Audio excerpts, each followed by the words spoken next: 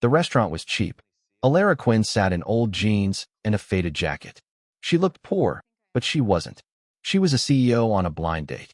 Noah Reed walked in, a single father struggling to make ends meet. He smiled. "If I had nothing," Alara said, "would you still be sitting here?" Noah didn't hesitate. "I'm here to meet you, not your wallet." The women at the next table whispered. "She's broke, and he's a single father, a disaster." Noah stood up, unwilling to block their view of Alara. She stared at him. This man was different, and it scared her. Noah Reed hadn't always been a dishwasher. 3 years ago, he was an accountant. He had a wife. He had dreams. He had a future that made sense. Then came the accident, a car crash on a rainy Tuesday. His wife, Sarah, was dead. Their daughter, Lily, was just 2 years old, and it all happened overnight. Noah became everything to him: father, mother, provider, protector. He tried to keep his job as an accountant, but daycare cost more than he earned, and Lily's asthma sent them to the emergency room twice a month. So he made a choice: 2 jobs, no career, just survival. Morning shift, washing dishes at Mario's. Night shift at the diner, delivering packages until 2 a.m., 3 hours of sleep. Waking up, making Lily breakfast, driving her to her neighbor, Mrs. Chun, and so on. Every single day started anew. Friends advised him to start dating, to move on, to find someone who could help. But Noah had one rule: never depend on anyone, especially for money, because money always ran out, and those who stayed for the money left when it ran out. Then there was the blind date. His coworker set it up, saying the woman was nice, ordinary, not looking for anything special, perfect for a guy like Noah. He almost canceled. Lily had a cough that morning, but Mrs. Chen insisted, saying she needed an hour of privacy. So he went and met Alara across town, in a glass office overlooking the city. Alara Quinn had a different problem. She had everything and nothing at the same time. At 32, she was the CEO of Quinn Tech, built the company out of her college dorm room, and now it's worth $300 million. But every man she dated wanted the same thing: her money, her connections, her power. The last one was the worst. Marcus, her fiancé, charming, handsome, said everything right until she found out he'd embezzled $4 million and tried to steal her company through a sham merger. She caught him, fired him, watched him get arrested, but the damage was already done. She couldn't trust anyone anymore, so she devised a test. On every blind date, she dressed as if she had no money, wearing old and cheap clothes. Her phone showed she was unemployed. Most men left after 10 minutes, and those who stayed always tried to fix her, control her, exploit her vulnerability. Noah was different. He didn't ask about her job, didn't offer to pay for everything to prove his worth, didn't look at her with pity. He asked about her favorite book, about her childhood, what made her laugh, as if she were a person, not a project. When his phone vibrated during dinner, his face softened. "Daughter," he said, "mind if I watch?" Alara nodded. He answered through the video call. A little girl appeared, 5 years old, missing a front tooth, her ponytail wild. "Hi, Dad." Mrs. Chun made dumplings. "Great. Honey, you're being good." The girl noticed Alara in the background. "Who was that woman? Is she nice?" Noah smiled. "Yes, Lily, she's very nice." Lily squinted at the screen. "She's beautiful. Does she make you smile?" Noah glanced at Alara. "Yes, she does." "Good. You should smile more, Dad." After he hung up, Alara felt something crack in her chest. This was no longer just a test. This man, this single father, who tried his best, worked 2 jobs, and still found time for video calls. His daughter, who shielded strangers from gossip, asked genuine questions, and smiled as if kindness were his natural reaction. She wanted to tell him the truth, but she was overcome with terror. What if he ran away? What if he hated her for lying? What if she ruined the first real feeling she'd felt in years? So she kept silent and decided to probe further. Their second date was at the park. Noah brought Lily along, saying he couldn't afford a babysitter that day. Alara didn't mind. She bought ice cream for all 3 of them. Lily held Alara's hand as they walked, talking about her favorite cartoons, her stuffed bunny, and her dad's terrible pancakes. Noah looked at them with something like hope in his eyes. Then his friends appeared. Jake and Marcus, the guys from his old accounting firm, saw Noah with Alara, her thrift store clothes, and her worn-out sneakers. Jake pulled Noah aside, loud enough for Alara to hear. Dude, seriously? You're dating her? Noah's jaw clenched. Her name is Alara. I'm just saying. Dude, you need to think about Lily. You need someone stable, someone who can actually help. Marcus interjected. You're already drowning. Why add more ballast? Alara froze. Lily squeezed her hand. Noah's voice turned cold. She's not dead weight, and that's that. He returned to Alara, didn't apologize for them, just took her other hand. Let's go. But Alara saw it. Doubt flickered in his eyes. The question he didn't ask, are they right? That night, Alara couldn't sleep. She kept hearing that sound. Dead weight, dead weight, dead weight. The following week, she stopped by Noah's apartment. It was small, on the 4th floor, without an elevator, the paint peeling in the hallway. She knocked. Noah answered, surprised but smiling. Alara, hi. I wasn't expecting you. I wanted to see where you live, if that's okay. He hesitated for a moment, then opened the door wider. The apartment was tiny, a one-room apartment. Lily's drawings covered the refrigerator, the dishes in the sink, the linens on the chair, but it was as clean as a house. Noah made tea. They sat on his shabby sofa. Then the neighbors started talking. Mrs. Patterson from next door was talking loudly on her balcony. Did you see Noah bring home that homeless girl? What's he thinking? Another voice asked. Mr. Kim, a single father, is dating someone poorer than him. That kid is going to suffer. She probably wants his tax refund or something. Alara's hands shook around the mug. Noah stood up, slammed the window shut, and ignored them. Biddy's dead, but she saw the shame on his face. Not for her, not for his life, not for what he couldn't give. Maybe they're right, Alara whispered. They're right. Not Noah. You work 2 jobs, you barely sleep, and you don't just whatever. His voice was firm. You're the first person who's ever seen me as anything more than a tragedy. That should have been enough, but 2 days later, it all fell apart. Noah was late for his shift washing dishes because he was walking Alara home. She felt unsafe after dark. He couldn't let her go alone. When he finally made it to the diner, his boss was waiting. You're 40 minutes late, Reed. I'm sorry, Marco. It won't happen again. Hell, of course it won't, because you're fired. Silence fell over the room. Marco, please, I need this job, my daughter. Your daughter needs a father with the right priorities. Marco pointed to the door. Not some guy who chases broke girls instead of working. Noah stood there, humiliated in front of everyone. One of the customers laughed, defending the gold digger when you can't even get yourself out of trouble. Noah left without a word. Alara found out the next day when she showed up at his apartment.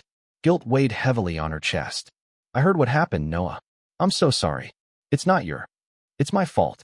If I hadn't asked you to walk me home, I would have done it again. He looked exhausted, defeated, but still stubborn. I don't regret protecting you. Alara wanted to scream the truth, that she could fix everything with one phone call. She could buy back the diner, hire him back, and all that, but she kept quiet because she was a coward. 3 days later, Lily fell at school, having a severe asthma attack. Mrs. Chun called Noah. He ran 6 blocks because he couldn't afford an Uber. Alara got the call too. She was listed as the emergency contact. Now she was the first to arrive. Lily was gasping for breath, her tiny body shaking with terror. Alara scooped her up, ran to the neighbor's car, and begged them to take her to the hospital. She held Lily's hand while the nurses worked. Noah burst through the door. 10 minutes later, sweating, panicked, and broken, he fell to his knees next to the bed. Lily, baby, I'm here. The little girl reached out to him. Daddy. Noah looked at Alara, his eyes red. Thank you. I don't know what I would have done. Don't. Alara whispered, her voice shaking. This is my fault. I'm the one who lost your job, and now Lily. Stop. Noah grabbed her hand tightly, desperate. Alara, listen to me. She looked up. I've lost so much in my life. My wife, my career, my dignity, 100 times over. He swallowed hard. But you're the first person who ever cared about Lily, who mattered, not as a burden, not as a liability, but as a person. Tears streamed down Alara's face. I don't care if you're rich or broke or anything in between, Noah said. You stayed when everyone else would have run.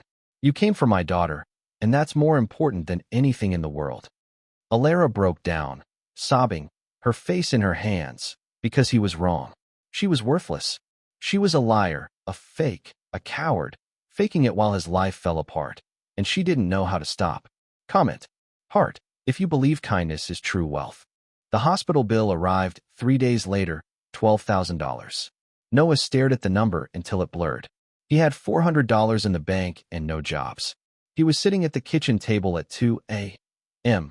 Calculator at the ready, bills scattered everywhere. If he sold the car, it would probably be $5,000.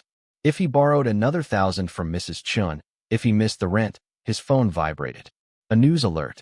He almost ignored it, but the headline caught his attention. Quintic CEO Alara Quinn announces a new healthcare initiative.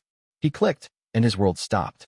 There she was, Laura, his Alara, standing at the podium in a custom-tailored suit that probably cost more than his annual rent. Her hair and makeup were impeccable. A banner hung confidently behind her. Quintech is valued at $800 million. The reporter's voice cut through his shock. Ms. Quinn is one of the youngest self-taught billionaires in tech. What inspired this initiative? Alara smiled the same soft smile she gave him. Everyone deserves access to health care, regardless of their financial situation. Noah's hands went numb. A billionaire, a self-taught CEO.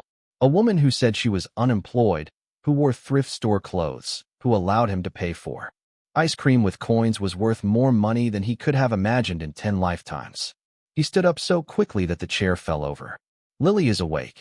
Daddy, go back to sleep. Honey, are you crazy? He forced out a voice.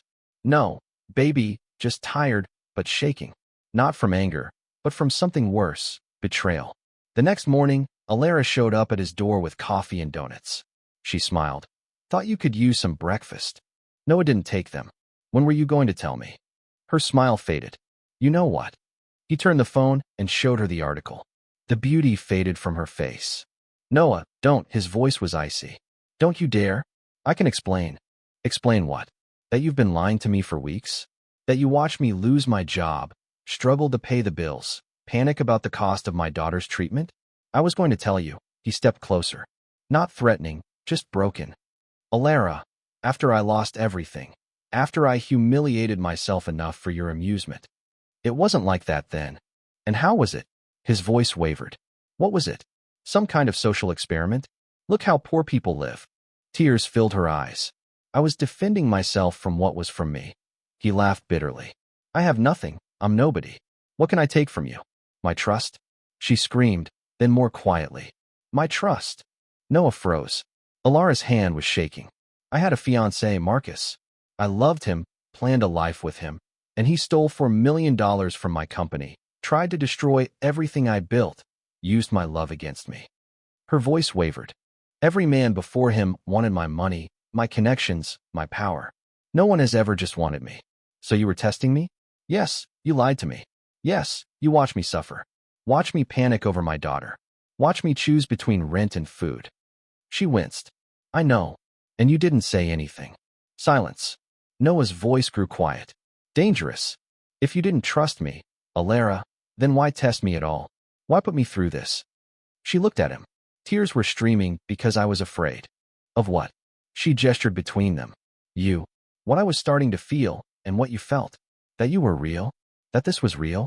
That for the first time in my life, someone saw me as a person and not a bank account. Noah, step away. You have no right to act like this, to do what you do, to make yourself out to be the victim. I'm not the victim, you are. His voice became even, now cold. You had all the power, all the control, and you chose to lie, to test, to manipulate. I was protecting myself from what? From someone who cared about you? From someone who protected you when strangers judged you? Who lost their job protecting you? She sobbed. I know I was wrong. I know I hurt you. You didn't just hurt me, Alara. You made me doubt everything, every moment, every word. Was anything real? Yes, all of it. Noah, please, I need you to go away. Her heart was broken. What? I can't do this. I can't be with someone I can't trust. Noah, please, I love you. He closed his eyes. This is only making things worse. We can continue because I love you too. He opened his eyes. They were wet. But love is not enough when there is no trust. I will do anything. I will prove it to you. I don't need your proof. I don't need your money. I don't need your tests. Then what do you want? I want you to leave my daughter alone. That stopped her. Lily has suffered enough already, Noah said. She lost her mother. She doesn't need to lose anyone else. I would never hurt her. You already have by lying to me. You lied to her, Noah. Two different worlds. Alara, you said it yourself. I'm a dishwasher. You're a billionaire. That difference isn't just money. It's trust. It's honesty. It's everything. He opened the door. Please go away. She stood there, shaking, broken. I'm so sorry, she whispered. Me too. She was gone. Noah closed the door, leaned against it, buried his face in his hands, and cried, because he meant it. He loved her, but love built on lies was just another kind of poverty. A week later, Noah received a letter. No return address, just a check for $12,000, the exact amount of Lily's hospital bill, and a handwritten note. A little help from someone who cares about your daughter. No strings attached, no tests, just love. Noah stared at the letter for a long moment, then noticed something else in the envelope. A Quintech business card with a phone number on the back and 3 words, whenever you're ready. He put the card in his wallet but didn't call, not yet, because some things take time, and some wounds need to heal before they can be trusted again. But he kept the card, just in case. 2 weeks later, Alara sat in a boardroom filled with 5 executives. 12 top managers looked at her across the table. Her company, her creation, her life's work, and they wanted her gone. Ms. Quinn, Chairman Roberts began. We've reviewed the recent complications, the complications. Alara kept her voice level. Marcus's embezzlement scandal, the media attention, and now he slid the clipboard across the table. These photos. Laura looked like she'd been in the paparazzi shots, wearing thrift store clothes, walking with Noah, holding Lily's hand, meeting the dishwasher, another board member. Susan snorted. That's not the image Quintech wants. My personal life is private property, not when it affects stock prices. Roberts said, the shareholders are concerned. Your judgment is being questioned. My judgment built this company, and your judgment nearly destroyed it. With Marcus, those words hit like a slap in the face. Roberts leaned forward. We're taking a vote. Either you resign as CEO, or we fire you. Alara's world, everything she had built, everything she had sacrificed, was gone because she dared to truly love someone.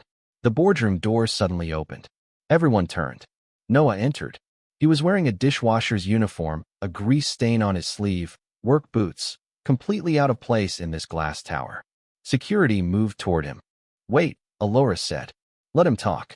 Roberts frowned. This is a private meeting, and he is the reason we are here, isn't he? Alara's voice was cold. Then let him talk. Noah stopped at the end of the table. 12 powerful people looked at him like he was dirt. He had felt this look before, from old friends, from neighbors, from his boss. But this time, he didn't flinch. My name is Noah Reed, he said. And you're right, I'm a dishwasher. I used to be a dishwasher, too, but I lost that job, too. Susan chuckled. Then what are you doing here? Telling you the truth about Alara? Silence. Noah's voice remained steady.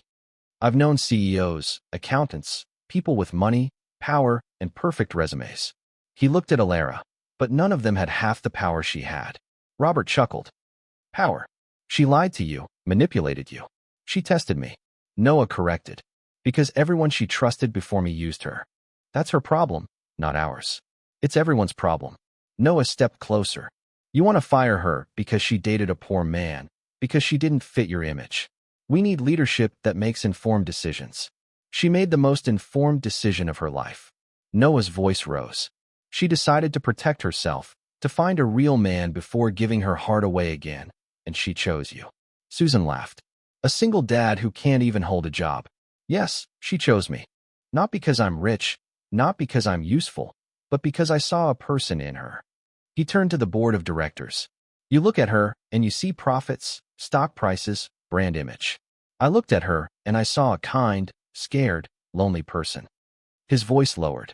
She's the strongest person I've ever known, and she doesn't need a rich man by her side. He paused. She just needs someone real. Silence fell over the room. Roberts shifted uncomfortably. Susan looked away. Noah turned to leave. He said what he wanted to say, but Alara stood up. Noah, wait, he stopped. She walked around the table in front of everyone. Her hands were shaking, but she didn't care. I lied to you, love, she said. I was testing you. I hurt you. I know, but you still came. And why, love? Noah smiled, his tone soft and sincere. Because Lily asked why you stopped coming, and I didn't have a good answer. Alara's eyes filled with tears because the truth was. Noah continued, I miss you. I miss the way you make Lily laugh, the way you ask real questions, the way you carry yourself. He stepped closer. I don't care about your money, Alara. I never have. I know, but I need to know one thing. What? Are you done testing me? She nodded, tears streaming down her cheeks. I'm done. No more testing, no more lies, just the truth. Then stay, Noah whispered for real. This time, Alara turned to the board of directors. I'm not resigning. This is my company, and if you don't like the one I like, find another CEO. Robert stared at her, then nodded slowly. Meeting. The hearing was adjourned for 3 months later, on a Saturday afternoon, in the park, the same park where Noah's friends had humiliated Alara, but this time it was different. Lily ran ahead, chasing butterflies, her laughter echoing on the grass. Noah and Alara walked behind her, holding hands. She's getting faster, Alara said. New inhaler, better insurance. Noah squeezed her hand. Thanks to someone I know. I didn't do anything. You paid off my debt, helped me find a job, got Lily the medical care she needed. You would have done the same, maybe, but you did it first. They reached the playground. Lily climbed the slide, waving at them from above. Look how high I am. I see you, baby. Noah called back. Alara watched them. Father and daughter, her family. Sometimes it still seemed surreal. Noah turned to her. Are you okay? Yes. Just thinking about how I almost lost this. Lost you because I was too afraid to trust.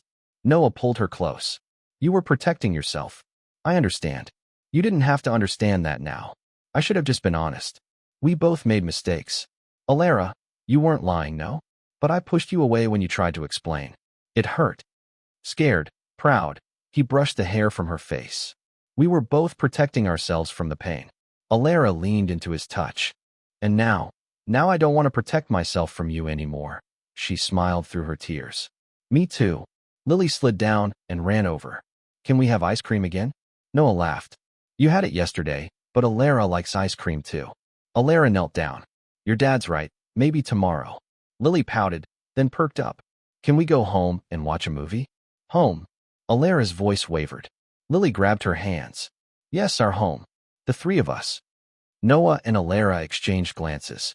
2 months ago, Alara had moved into a smaller apartment, closer to Noah and Lily. Nothing fancy, just a real one. Lily pulled them toward the parking lot. Come on, I want some popcorn. As they walked, Lily walked between them, waving her arms. Noah said quietly, I love you, Alara Quinn. Alara's heart swelled with joy. I love you too, Noah Reed. No more tests. No more tests. Just us. Just us, he repeated. Lily looked at them both. Are you being sentimental again? They laughed. Yes, dear, Noah said. Okay, Lily grinned. Sentimentality is good. And for the first time in years, Alara agreed. Sentimentality is good. Rio is good. Love without trials is the most beautiful thing. That's what Alara and Noah understood, and what we all need to remember. No one is truly poor if they know how to love, and no one is truly rich if they only have money but no one to see their heart. Alara had it all. Billions in her account. Power, success, influence. But she was empty, because every relationship was transactional. Every connection had its own approach. Every person wanted something from her. Until Noah came along, a man with only honesty, kindness, and a daughter who needed him. He didn't see money in her. He saw her fear, her loneliness, her desperate need to be valued for who she was, not for what she had. Noah thought he had nothing to offer. Only debt, struggle, a tiny apartment, and a life in the hands of others. But he had everything that mattered: loyalty, honesty, the ability to protect, unconditional love. Trust is the real currency in any relationship, not money or status. Not tests, not games, not the masks we wear to protect ourselves. The moment we stop pretending, stop testing, stop hiding behind our fears, that's when true love begins. Alara tested Noah because she was afraid of being used again. Noah almost left because he was afraid he wasn't good enough. But love isn't perfection. It's not wealth. It's not knowing all the answers. Love is being yourself, choosing each other, even when it's hard, even when the world judges, even when the break seems too great, because in the end, Two broken people who decide to be honest with each other are worth more than all the money in the world. Subscribe if you believe that true love never needs to be tested.